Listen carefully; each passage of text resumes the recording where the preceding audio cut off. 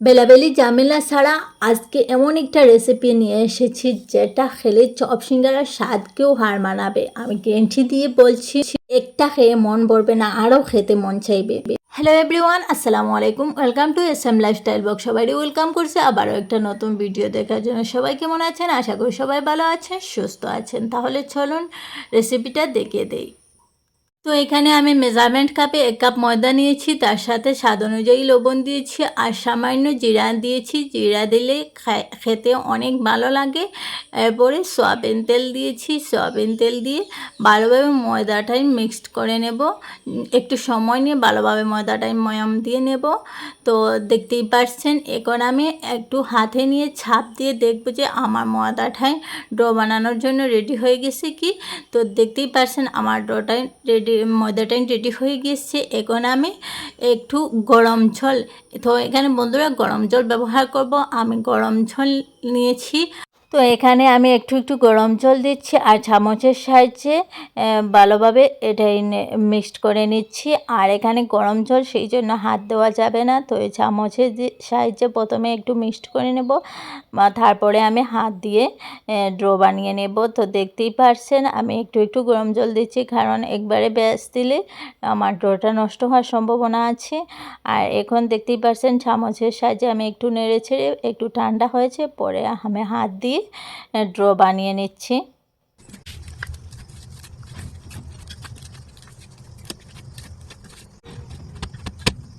তো বন্ধুরা, ফাইনালি আমার ডোটা বনে রেডি হয়ে গেছে। এখন আমি 5 মিনিটের মতো ডেকে রেখে দিয়েছি। আর তারপর আমি চলে গেছি ছোলাতে। তারপর গ্যাসের মধ্যে একটা ফ্রাই প্যান বসিয়ে দিয়েছি, তার সাথে দিয়েছি সামান্য সর্ষের তেল। তেল গরম হয়ে আসার পর আমি কেটে রাখা পেঁয়াজ দিয়ে দিচ্ছি। আর এখন পেঁয়াজ আমি একটু ভেজে নেব। তো পেঁয়াজটা বন্ধুরা আমি অফ ক্যামেরা কেটে নিয়েছি। আর এখন আমি পেঁয়াজটা একটু ভেজে নেব, একটু হালকা হালকা ভেজে নেব। ভেজে নেওয়ার পরে হালকা ভাজা হয়ে গেলে এখন আমি তার সাথে দিয়ে দিচ্ছি কেটে রাখা কাঁচামরিচ।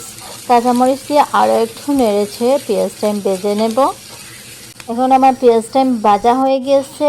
এখন আমি অফ ক্যামেরায় আলু সিদ্ধ করে নিয়েছিলাম, তো আলুটাই দিয়ে দিচ্ছি। আর আলুটাই আমি একদম মিহি করিনি, আমি একটু মোটা সাইজে রেখেছি। আর কারণ এই রেসিপিতে আলুটা একদম মিহি করব না, আমি একটু মোটা সাইজের, এই জন্য রেখেছি। তারপর স্বাদ অনুযায়ী লবণ দিয়েছি, সামান্য হলুদের গুঁড়া দিয়েছি আর সামান্য লাল মরিচের গুঁড়া দিয়েছি আর তার সাথে দিয়েছি ম্যাগি মশলা। তো বন্ধুরা, এই আলুটার মধ্যে ম্যাগি মশলা দিলে দারুণ স্বাদ হয়, খেতে লাগবে দুর্দান্ত। এখন আমি ভালোভাবে এটাই বেছে নেব। আর এদিকে গ্যাস রেখেছি একদম লো টু মিডিয়াম আছে। এখানে লো টু মিডিয়াম আছে করে আলুটাই ভেজে নিতে হবে।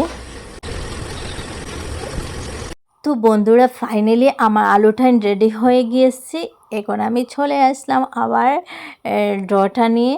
তো এখন আমি দেখতে পাচ্ছেন ডোটা কীরকম হয়েছে। এখন আরও একটু আমি ডোটা মথে নেব।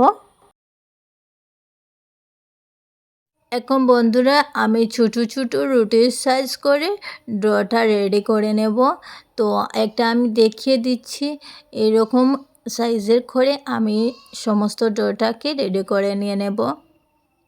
তো বন্ধুরা, ফাইনালি আমার ডোটা বনে রেডি হয়ে গেছে। এখানে আমি একটা ড্র নিয়েছি আর এখন দুনো হাত দিয়ে একটু ছাপ দিয়ে দিয়ে রুটির শেপ বানিয়ে নিচ্ছি। আর যে এই পর্যন্ত দেখে একটা লাইক দিতে ভুলে গেছো, প্লিজ একটা লাইক দিয়ে ভিডিওটা দেখার অনুরোধ রইল।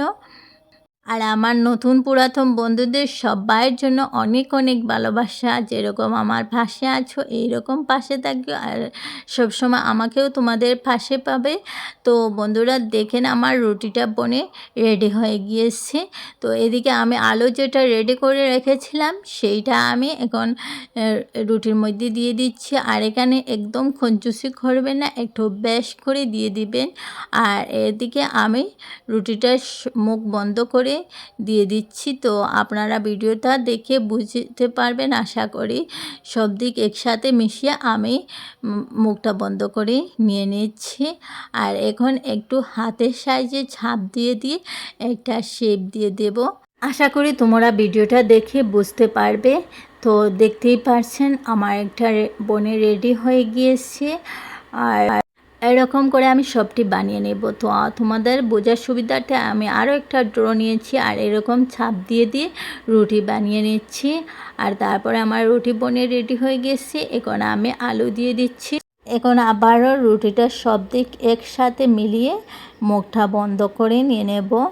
তো দেখতেই পারছেন আমি কীরকম মুখটা বন্ধ করে নিয়েছি। এখন একটু মুড়িয়ে নিয়ে নেব, নিয়ে ভালোভাবে মুখটা লাগিয়ে এখন আবারও হাতের সাহায্যে একটু ছাপ দিয়ে দিয়ে আমি বানিয়ে নেব।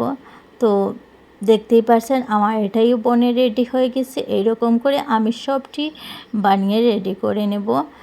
তো ফাইনালি বন্ধুরা আমার এটাই বনে রেডি হয়ে গিয়েছে।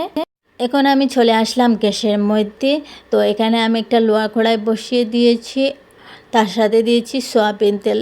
সয়াবিন তেল মিডিয়াম আছে গরম হওয়ার পরে আমি স্ন্যাক্স টাইম দিয়ে দিচ্ছি। তো এখানে আমি সবটি দিয়ে দেব। তো বন্ধুরা দেখতে পাচ্ছেন এখানে আমি সবটি দিয়ে দিয়েছি। এখন আমি 5 মিনিটের মতো এরকম রেখে দেব। আর এখানে একটু সময় নিয়ে ভাজতে হবে। আর গ্যাস একদম লো আছে রেখে দিয়েছি। 5 মিনিট পরে একটু পাল্টে দিচ্ছি। তো একটু একটু লালচে ভাব চলে এসেছে, দেখতেই পারছেন। তো আমি সবটি এরকম পাল্টে দিয়ে দেব। আর বন্ধুরা 2-3 মিনিট পর পর 2-3 বার এরকম পাল্টে পাল্টে এটাই বেজে নিতে হবে। তো দেখতে পাচ্ছেন আমিও আবার এটাই পাল্টে দিয়ে দিচ্ছি। এইরকম করে এটাই বেজে নিতে হবে। আর দেখতে পাচ্ছেন কীরকম লুক আসছে।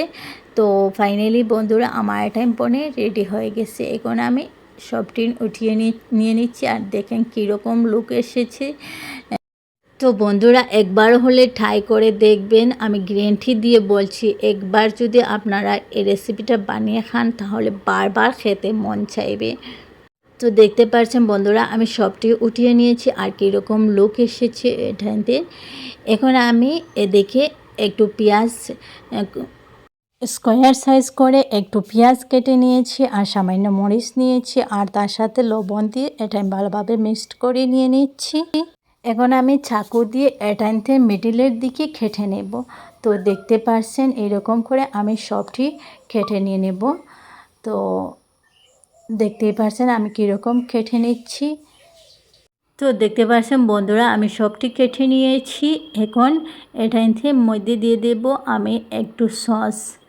তো দেখতে পাচ্ছেন কীরকম আমি সস দিয়ে দিচ্ছি। সবটির মধ্যে এরকম আমি সস দিয়ে দেব। তো দেখতে পাচ্ছেন সবটির আমার সস দেওয়া হয়ে গেছে। এখন আমি পেঁয়াজ আর মরিচ যেটা কেটে রেখেছিলাম সেইটাই মধ্যে দিয়ে দিচ্ছি। আর দেখতেই পাচ্ছেন আমি সবটির মধ্যে, তো দেখতেই পাচ্ছেন কীরকম আমি সবটির মধ্যে দিয়ে দিচ্ছি। আর দেখেন ফাইনাল লুক বন্ধুরা খেতে দুর্দান্ত হয়েছে। আমার তো আরও খেতে মন চাইছে। আর তো বন্ধুরা ভিডিওটা কেমন লাগলো আশা করি তোমাদের ভালো লাগছে। ভালো লাগলে লাইক কমেন্ট শেয়ার করতে ভুলবেন না। তো আজকে এই পর্যন্ত, আবার কোনো নতুন ভিডিওর সাথে দেখা হবে। সবাই ভালো থাকুন, সুস্থ থাকুন, নিজের খেয়াল রাখুন, পরিবারের খেয়াল রাখুন। আল্লাহ হাফিজ।